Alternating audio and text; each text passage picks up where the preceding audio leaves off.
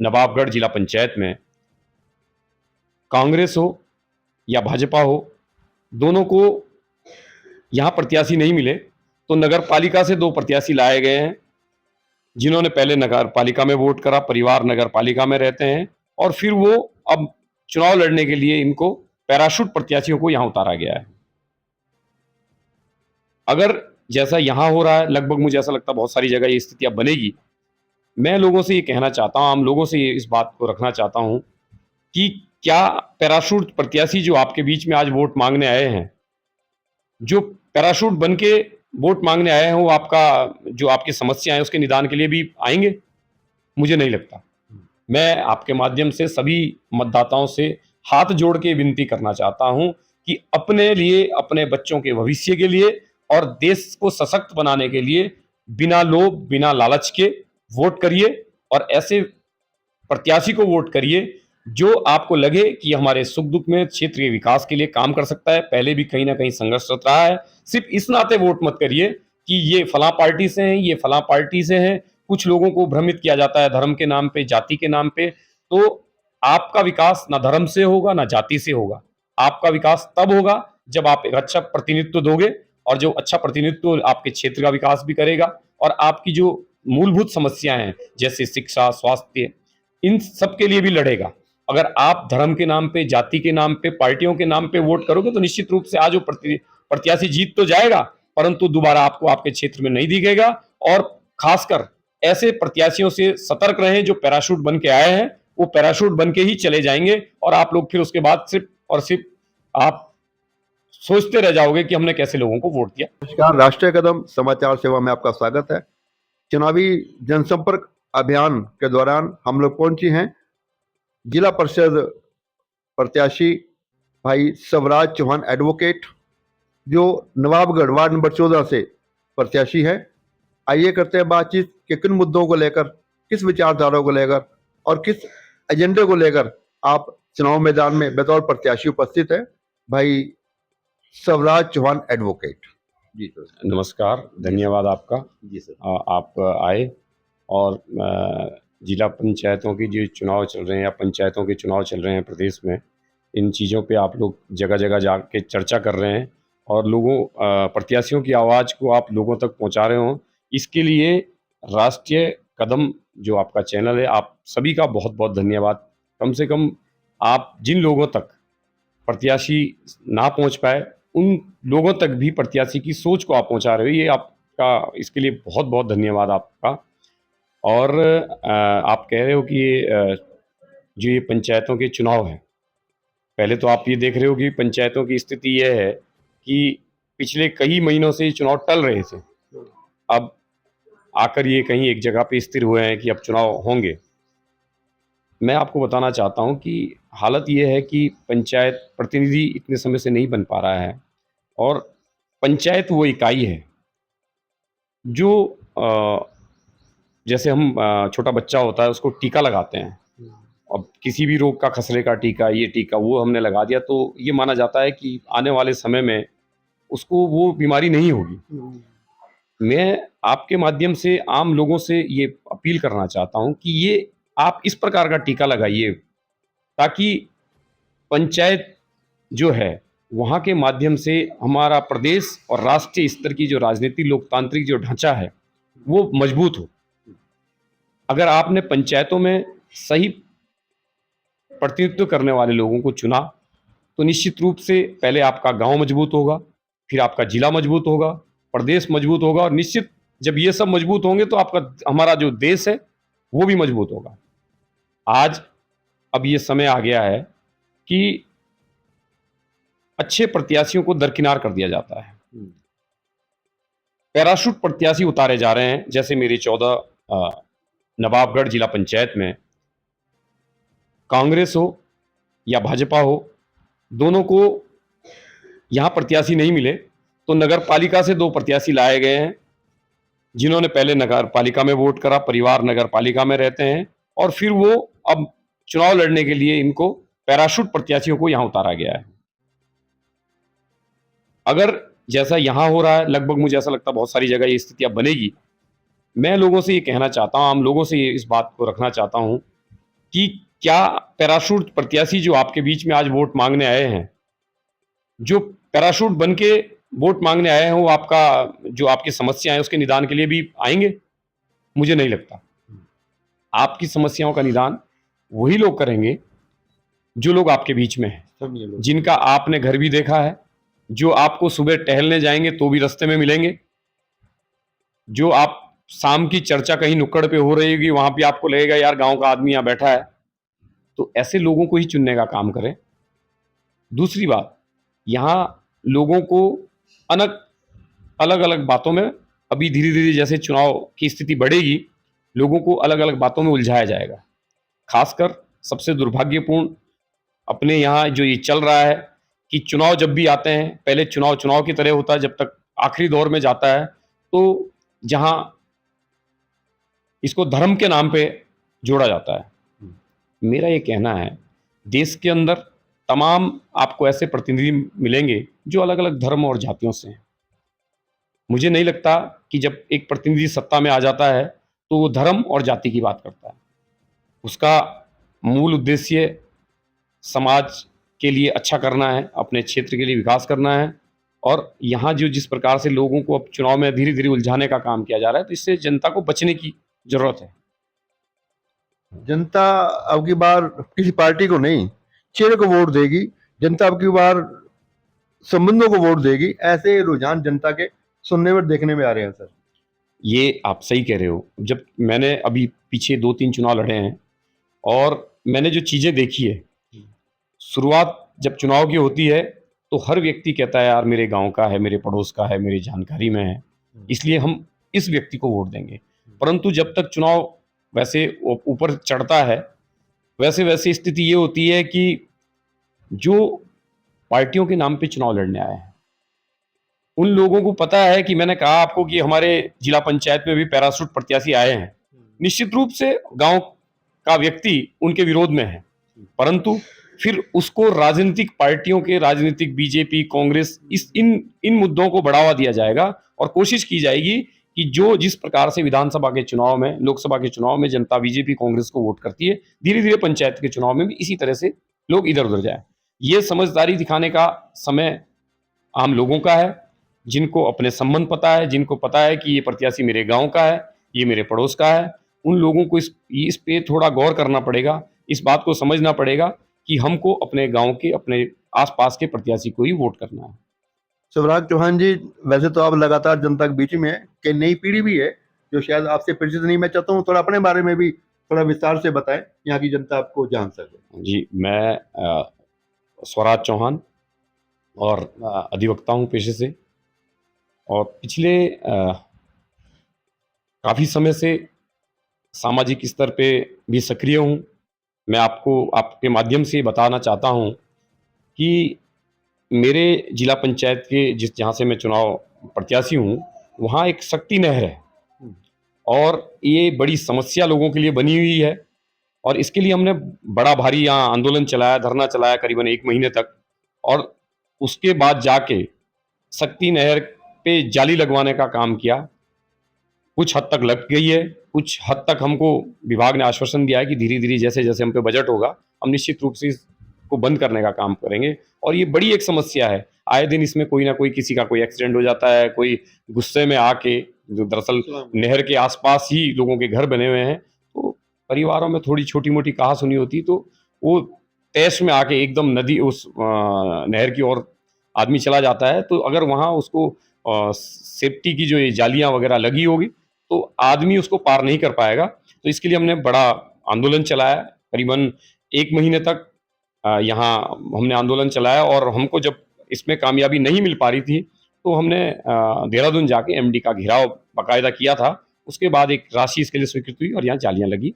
इस प्रकार के सामाजिक काम, और भी लोगों की अभी बस्तियाँ तोड़ी गई, उसके लिए भी हम लोग निरंतर हमने प्रयास किया कि गरीब लोगों को, ठीक है आप सरकार अपनी ज़मीन से उठा रही है, जबकि सरकार ने वहाँ उनको आवास भी, सरकारी आवास भी आवंटित किए, उसके बाद भी उनको तोड़ा जा रहा। तो हमने कोशिश की कि सरकार से मांग की कि भाई इनको, इनकी थोड़ी कुछ व्यवस्था किया जाए, गरीब लोग हैं कहाँ जाएंगे। तो इस प्रकार के छोटे मोटे हम निरंतर आंदोलन यहाँ प्रयासरत रहे। समाज के प्रति क्या जिम्मेदारी होनी चाहिए जनप्रतिनिधि की? समाज अब जो जनप्रतिनिधि हैं, मान लो कल मैं जिला पंचायत का सदस्य बनता हूँ, तो यहाँ की जो पब्लिक है, उनकी ज़िम्मेवारी उस दिन ख़त्म हो जाती है, जिस दिन वो मुझे वोट करेगी।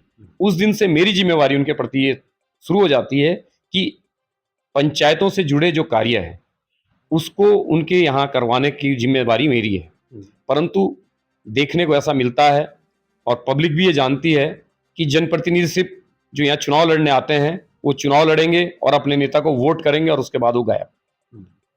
अभी तक जितने जनप्रतिनिधि यहाँ चुनाव लड़े, जो पंचायतों में जीत के गए, बीडीसी और खासकर जिला पंचायत, तो जिला पंचायत का मेंबर दोबारा शायद कम ही लोगों के बीच में दिखता है, जबकि मुझे ऐसा लगता है कि प्रधान और क्षेत्र पंचायत से ज़्यादा जिम्मेवारी जिला पंचायत मेंबर की, जो सीधा जिले से कनेक्ट है। तो जिला स्तर के जो काम है वो जिला पंचायत मेंबर की जिम्मेवारी बनती है। और वैसे भी जनप्रतिनिधि की मैं बात करूं, अगर हमको प्रतिनिधि चुन देती है जनता, वैसे भी हम छोटे मोटे काम कर रहे हैं, मैंने आपको बताया। अगर हमको जिम्मेवारी उन्होंने दे दी, जिम्मेदारी देने का मतलब है कि वो प्रतिनिधि अगर हमको उन्होंने चुन लिया, तो हमको उन्होंने अपनी जिम्मेवारी दे दी कि भैया अब तुम हो, तो हमारी जिम्मेवारियां उसके बाद बढ़ जाती है जब हम प्रतिनिधि बन जाते हैं। और हमको फिर निरंतर लोगों के लिए काम करना चाहिए।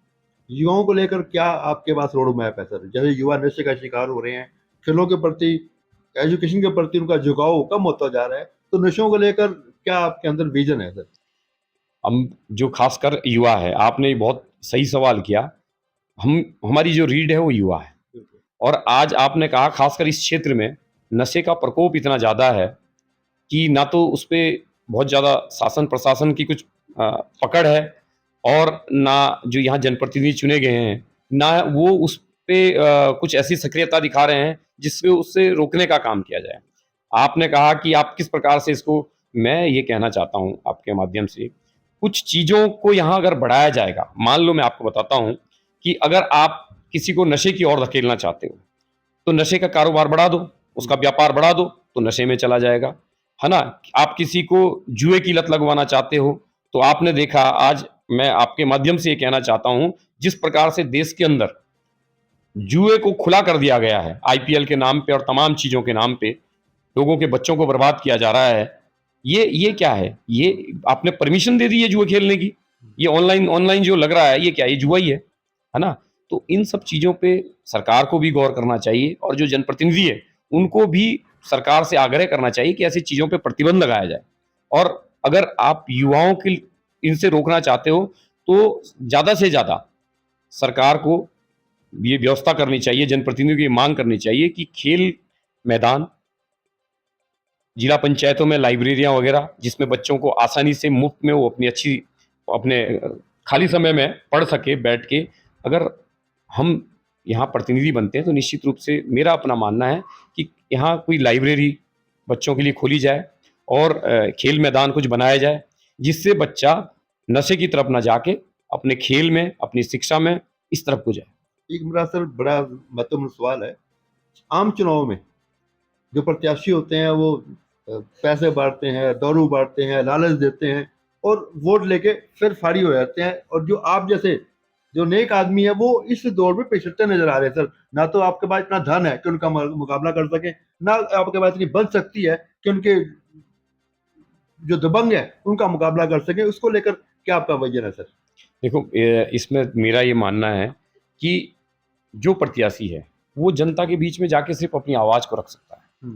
अगर जनता को लगता है कि कल हमारे लिए ऐसा हमारा प्रतिनिधित्व होना चाहिए, ऐसा प्रतिनिधित्व मिले जो लोगों के लिए काम करे, तो निश्चित रूप से ये दारू, पैसा, इनसे आपको दूर रहना पड़ेगा। दारू, पैसे का मतलब ये है, मैं आपको कहना चाहता हूँ इस बात को आपके माध्यम से, ये लोकतंत्र में जो लोकतंत्र की आज़ादी थी, जो ये प्रतिनिधि बनते थे, नेतृत्व मिलता था, समाज सेवा करते थे, इसका व्यापार व्यापार बना दिया है ये। आप अधिक पैसा चुनाव में लगाओ और उसके बाद अधिक कमाओ, है ना? ये बात आम लोगों को समझनी पड़ेगी कि जो व्यक्ति आपके बीच में लाखों लाखों रुपए खर्च कर रहे हैं, आपको आपके बीच में आज पैसा बांट रहे हैं, दारू बांट रहे हैं, तमाम चीजें जो बांट रहे हैं, वो उसकी वसूली दुगुने तिगुने स्तर पे करेंगे। और उसके आपको सब कुछ लेने के बाद भी सोचो कि वो प्रतिनिधि आपके बीच में आएगा, क्यों आएगा? सर ये चुनाव में क्यों चलता है? हिंदू मुस्लिम जात पात की राजनीति चुनाव में क्यों चलती है सर ये? ये तो ध्रुवीकरण है, ध्रुवीकरण करेंगे तो जो देखो, अब जात और धर्म की राजनीति इसलिए की जाती है, जो प्रतिनिधि, जो सॉरी प्रत्याशी ये समझते हैं कि मेरे समाज का वोट बैंक ज्यादा है और वहां दूसरे धर्म का वोट बैंक कम है, तो धर्म की राजनीति होगी।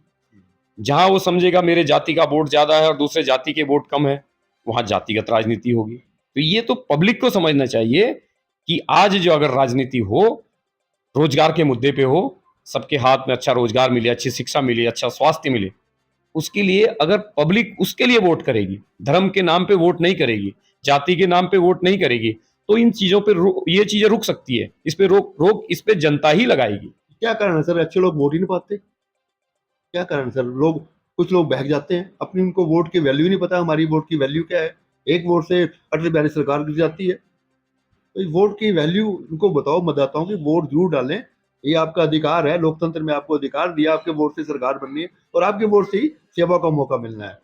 ये आपने जो कहा ये सही है, परंतु स्थिति यह है कि लोगों को इस तरह से उलझा रखा है बहुत सारी चीजों में कि वो इस बात को उनको समझने का मौका ही नहीं है कि हमारा हमारा वोट कितना महत्वपूर्ण है। आपने सही कहा, एक वोट से केंद्र की सरकार गिर जाती है, एक वोट से आपका विधायक हार जाता है, एक वोट से आपका सांसद हार जाता है। उस एक वोट की एक एक व्यक्ति अगर कीमत को समझेगा तो ये पक्का है कि अगर वो उस वोट को अपने इस तरीके से देगा कि मेरे वोट से कुछ भी हो सकता है, तो एक अच्छा परिवर्तन आएगा। परंतु स्थिति ये है कि लोगों को इस तरह से भ्रमित किया जाता है कि भाई आपके वोट से क्या फर्क पड़ेगा, वो फला तो जीतेगा, वो फला पैसे वाला है, फला उस धर्म से आता है, फला उस जाति से आता है। मैं आपके माध्यम से कहना चाहता हूं, आप अपने वोट को ईमानदारी से दीजिए। आप ये मत देखिए कि पड़ोसी क्या कर रहा है। जिस दिन प्रत्येक व्यक्ति इस जिम्मेवारी को ले लेगा कि मैं अपना वोट सही के लिए दूंगा, अपना वोट विकास के लिए दूंगा, अपना वोट अच्छे के लिए दूंगा, जिससे हमारा प्रदेश, जिला, देश सशक्त हो, उसके लिए मैं अपना वोट करूंगा। मेरा पड़ोसी क्या करता है, मेरा दोस्त क्या करता है, वो एक अलग चीज है। निश्चित रूप से परिवर्तन आएगा और अच्छे लोगों को मौका मिलेगा। जिला परिषद में कितने मतदाता हैं सर आपके? यहाँ जिला परिषद में लगभग इस समय जो जिला पंचायत का एरिया है, वो लगभग इसमें 16,000 के आसपास मतदाता है। कितनी परसेंट पोलिंग होती है, कितनी वोट पड़ेगी? ये जो वोट परसेंटेज है जिला पंचायतों में, और पंचायतों में थोड़ी और उसकी अपेक्षा पंचायती चुनाव में थोड़ी वोट परसेंटेज ज़्यादा रहती है, तो ये करीबन 75% के आसपास, 80% के आसपास पोलिंग होने की संभावना है हर बार की तरह। आपका टारगेट क्या है सर, कितनी परसेंट वोट आप अपने टारगेट में लेके चल रहे हैं? अभी हमारा मानना यह है, देखो हर जो प्रत्याशी है, प्रत्येक प्रत्याशी अपना एक आकलन करके रखता है ना, और वो पक्का नहीं है कि आकलन फिक्स होगा ही होगा, परंतु एक उसके लिए आदमी प्रयास करता है और उसका जो आकलन है हर व्यक्ति का, वो अपना आकलन जीत की ओर है। मेरा अपना मानना है कि इस जिला पंचायत के अंदर अगर सब कुछ सही रहा और ये बहुत लोगों को भ्रमित नहीं किया गया, जो बार बार मेरे को देखने को मिलता है, हमने विधानसभा के चुनाव में भी देखा है, उससे पहले भी देखा है कि लोगों को बाद में धर्म के नाम पे बांट दिया जाता है, जाति के नाम पे बांट दिया जाए। अगर ऐसा नहीं हुआ तो हम एक बड़ा टारगेट लेके चलेंगे और उसमें हम कामयाब भी होंगे। अंत में मतदाताओं से वोट कीजिए सर। मैं आपके माध्यम से सभी मतदाताओं से हाथ जोड़ के विनती करना चाहता हूं कि अपने लिए, अपने बच्चों के भविष्य के लिए और देश को सशक्त बनाने के लिए बिना लोभ, बिना लालच के वोट करिए और ऐसे प्रत्याशी को वोट करिए जो आपको लगे कि हमारे सुख दुख में क्षेत्रीय विकास के लिए काम कर सकता है। पहले भी कहीं ना कहीं संघर्षरत रहा है। सिर्फ इस नाते वोट मत करिए कि ये फला पार्टी से हैं, ये फला पार्टी से हैं। कुछ लोगों को भ्रमित किया जाता है धर्म के नाम पे, जाति के नाम पे। तो आपका विकास ना धर्म से होगा ना जाति से होगा। आपका विकास तब होगा जब आप एक अच्छा प्रतिनिधित्व दोगे, और जो अच्छा प्रतिनिधित्व आपके क्षेत्र का विकास भी करेगा और आपकी जो मूलभूत समस्याएं हैं जैसे शिक्षा, स्वास्थ्य, इन सब के लिए भी लड़ेगा। अगर आप धर्म के नाम पे, जाति के नाम पे, पार्टियों के नाम पे वोट करोगे तो निश्चित रूप से आज वो प्रत्याशी जीत तो जाएगा, परंतु दोबारा आपको आपके क्षेत्र में नहीं दिखेगा। और खासकर ऐसे प्रत्याशियों से सतर्क रहें जो पैराशूट बन के आए हैं, वो पैराशूट बन के ही चले जाएंगे और आप लोग फिर उसके बाद सिर्फ और सिर्फ आप सोचते रह जाओगे कि हमने कैसे लोगों को वोट दिया। धन्यवाद आपके माध्यम से।